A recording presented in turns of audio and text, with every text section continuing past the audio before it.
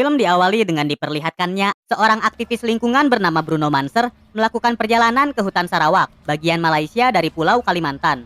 Manser yang berasal dari Swiss bertekad untuk mengasingkan dirinya dari peradaban modern dan ingin tinggal di alam bebas. Salah satu tujuannya adalah untuk mencari suku nomaden yang disebut dengan suku Penan. Suku ini dianggap sebagai legenda semata karena tidak pernah menampakkan dirinya. Tukang perahu bahkan sudah memperingatkan Manser agar kembali, tapi keinginannya untuk tinggal di hutan sudah bulat. Akhirnya Manser ditinggal seorang diri. Suasana di hutan membuatnya kagum. Manser melihat orai sanca yang masih liar dan alam yang masih asri. Berbekal barang dan kemampuan survival seadanya, ia mencoba bertahan hidup seorang diri. Ketika sedang asyik menyantap cuanki instan yang barusan ia buat, terdengar suara harimau dari kegelapan. Manser mencoba mengusirnya menggunakan suling.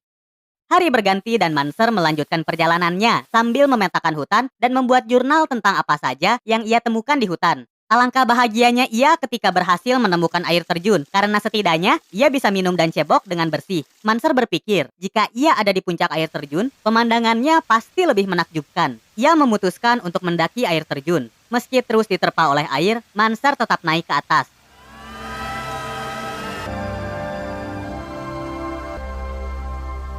Akhirnya Manser sampai ke atas. Tempatnya sangat cocok sebagai tempat persami. Pemandangan dari puncak juga sangat indah, sampai bisa membuat iri anak-anak senja.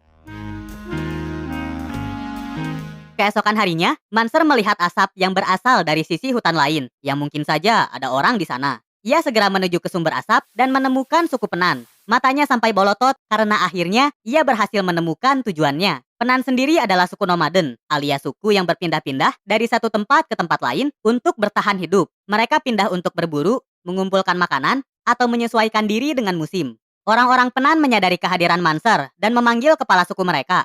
Manser berusaha tetap nyengir supaya kelihatan bersahabat, tapi kepala suku menyuruh mereka untuk bersikap bodoh amat. Sepertinya Manser tidak diterima oleh Penan.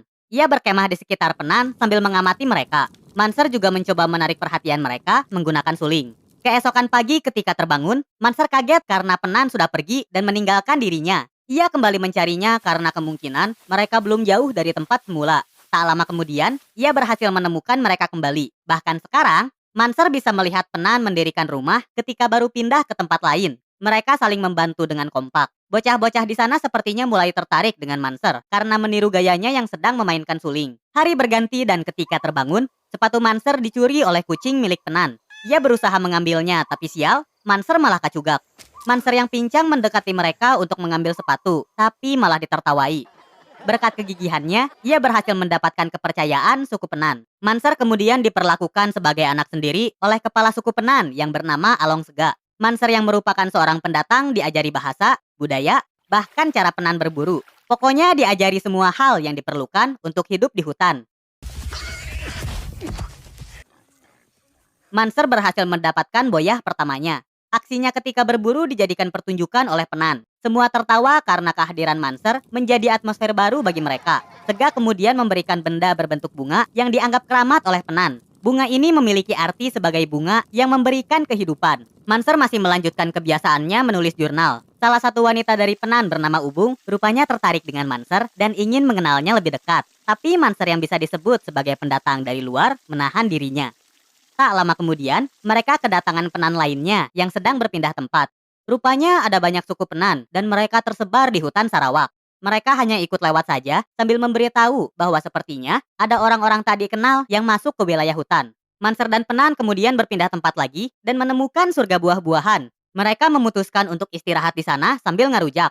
Ketika sedang mengambil buah, Ubung melihat tanda X di salah satu pohon yang entah dibuat oleh siapa. Ternyata tanda X tersebut adalah tanda untuk penebangan pohon.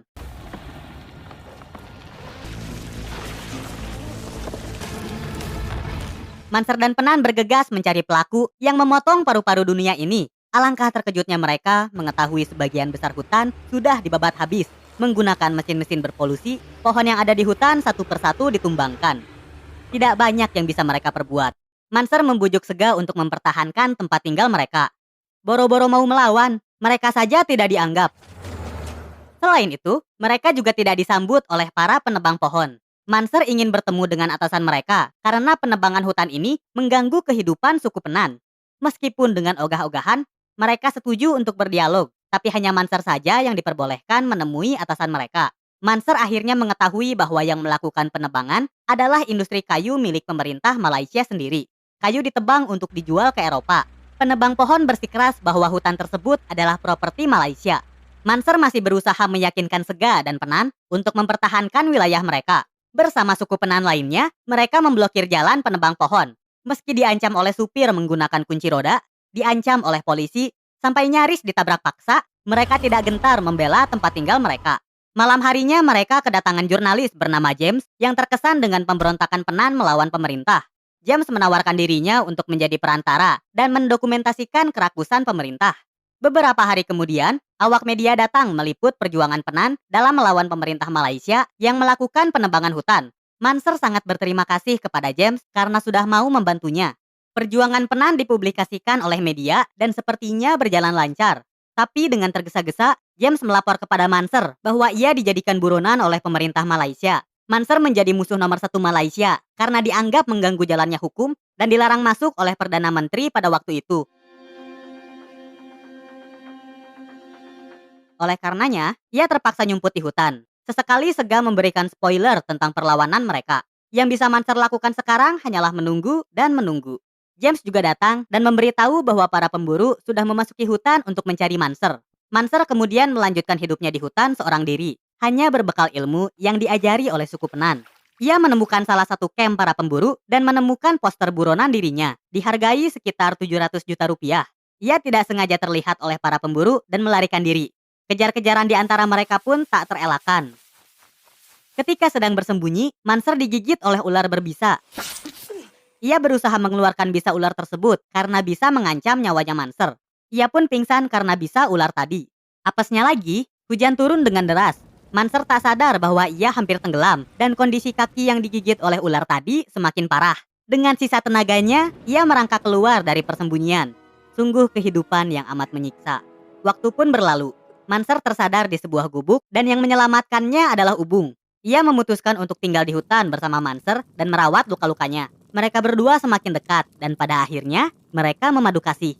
Hanya Tuhan dan alam yang mengetahui perbuatan mereka malam itu. Manser selanjutnya bertemu lagi dengan James yang membawakan informasi terbaru untuk dirinya. Tapi sayang, bukan informasi yang ia bawa, melainkan pemerintah Malaysia. Rupanya Manser telah dikhianati oleh James. Manser ditangkap oleh mereka dan di perjalanan, ia juga dibuli oleh para penebang pohon. Perwakilan pemerintah mengatakan, ada undang-undang baru yang menyatakan bahwa pemblokiran jalan penebang pohon adalah tindakan terorisme dan harus dimusnahkan. Manser khawatir dengan keadaan di tempat blokade. Dengan kecerdikannya, Manser berhasil lolos dan memutuskan kembali ke tempat blokade.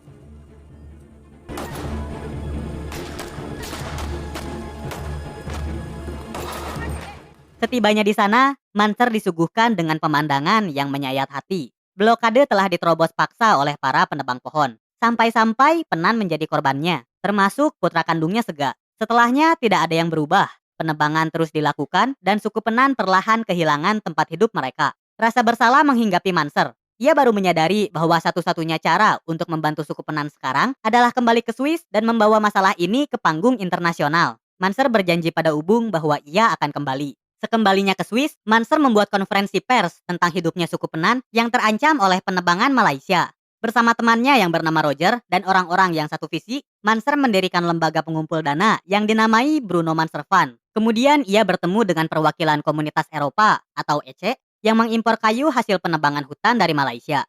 Manser menuntut agar mereka menghentikan aktivitas impor tersebut. Pihak komunitas menawarkan kompensasi untuk Manser, tapi ia jelas menolaknya. Manser tidak bisa disogok dan tidak ada kata damai selain menghentikan penebangan hutan. Tak lama setelah itu, Manser mendapat berita menyedihkan dari Sega. Pembabatan hutan terus berlanjut dan banyak orang Penan yang tergoda oleh program pemukiman negara untuk meninggalkan hutan. Dengan kata lain, mereka diharuskan keluar hutan, meninggalkan kebudayaan mereka, dan menyerah melawan para penebang hutan. Untuk memberitahu publik dunia tentang kehidupan suku Penan yang semakin terancam, Manser memanjat gedung yang menjadi tempat pertemuan konferensi tingkat tinggi pada waktu itu. Ia berhasil menarik perhatian media dengan aksi gilanya tersebut. Manser kemudian memasang spanduk yang menunjukkan kepeduliannya terhadap suku Penan. Namun aksi sembrononya ini malah membuat reputasi Bruno Manservan menjadi buruk. Sebuah harapan tiba-tiba menghampiri Manser. Ia mendapat telepon dari Sekretaris Jenderal PBB dan mengajaknya untuk berdiskusi. Sekjen PBB ini setuju dengan aksi Manser yang ingin melestarikan hutan. Ia mengusulkan agar suborganisasi PBB yang bernama Organisasi Kayu Tropis Internasional alias ITO mengatur kriteria pohon yang boleh diekspor dan membuat kawasan hutan lindung. Kawasan tersebut nantinya dapat diklaim oleh Penan dan masyarakat adat lainnya sehingga mereka bisa tinggal di sana. Berkat pertolongan tak terduga ini, gairah Manser untuk memperjuangkan kehidupan suku Penan kembali berkobar. Semua berjalan lancar selama 8 tahun, sampai kemudian industri penebang kayu yang rakus menemukan celah untuk menebang kawasan hutan lindung. Mereka mengklaim bahwa Penan sering keluar dari hutan lindung sehingga kawasan itu tidak bisa disebut sebagai tempat tinggal mereka. Akibatnya kawasan hutan lindung dipersempit dan itu berarti semakin banyak hutan yang boleh ditebang. Kemunduran yang dialami Bruno Manservan terlalu hebat. Roger yang menemani Manser dari awal akhirnya memutuskan untuk keluar. Kini hanya tersisa Manser sendirian yang ditemani dengan jurnal perjalanannya bersama Penan. Meski begitu, Manser memutuskan kembali ke hutan dengan satu misi terakhir, yaitu pemetaan rinci wilayah Penan yang bisa ditinggali oleh mereka. Manser masuk ke Malaysia dengan ilegal, yaitu masuk melalui Indonesia dan melewati batas negara. Pemandangan hutan yang sudah dibabat menjadi saksi ketidakpedulian pemerintah terhadap Penan. Ia nebeng ke salah satu mobil yang pergi ke wilayah hutan. Sayangnya mobil yang ia tumpangi mogok. Salah satu penumpang berusaha meminta bantuan polisi, tapi Manser yang sejatinya adalah buronan di Malaysia, memutuskan untuk pergi dan melanjutkan perjalanan dengan berjalan kaki. Manser kemudian sampai di pemukiman orang-orang Penan. Rupanya ini adalah program pemukiman yang dijanjikan oleh pemerintah. Di sana ia juga bertemu dengan Ubung. Mereka berdua bertemu setelah bertahun-tahun Manser mengghosting Ubung. Sang kekasih yang terlihat modern sebenarnya masih menyimpan rasa pada Manser, tapi roda waktu tidak bisa diputar kembali. Ternyata Ubung sudah menikah dengan orang lain dan dikaruniai anak laki-laki. Manser hanya bisa menyesal karena tidak kembali lebih cepat. Ia pun pergi melanjutkan perjalanannya ke hutan. Kepala suku Sega yang sedang ngelaim pun melihat kedatangan Manser. Ia sangat gembira karena putranya yang hilang telah kembali. Manser kemudian datang ke tempat tinggal suku Penan dan disambut hangat oleh mereka. Manser menjelaskan tujuannya kembali ke Penan, yaitu untuk membuat peta tempat tinggal suku Penan. Pembicaraan berlanjut sampai malam hari. Melihat yang sudah terjadi, Manser bertanya-tanya, apakah dulu sebaiknya mereka bekerja sama dengan para penebang kayu daripada melawannya. Sega tidak setuju. Berkat Manser, suku Penan sadar akan budaya dan gaya hidup unik mereka. Suku Penan berterima kasih pada Manser dan menganggap dirinya lebih berjiwa Penan daripada suku Penan sendiri. Mendengar hal itu, Manser semakin mantap untuk memperjuangkan haknya suku Penan. Hari kembali berganti. Sekali lagi ia bersyukur atas alam yang indah pemberian Tuhan. Di tengah perjalanannya, Manser menemukan bunga yang dianggap keramat oleh suku Penan dan film pun berakhir. Tamat.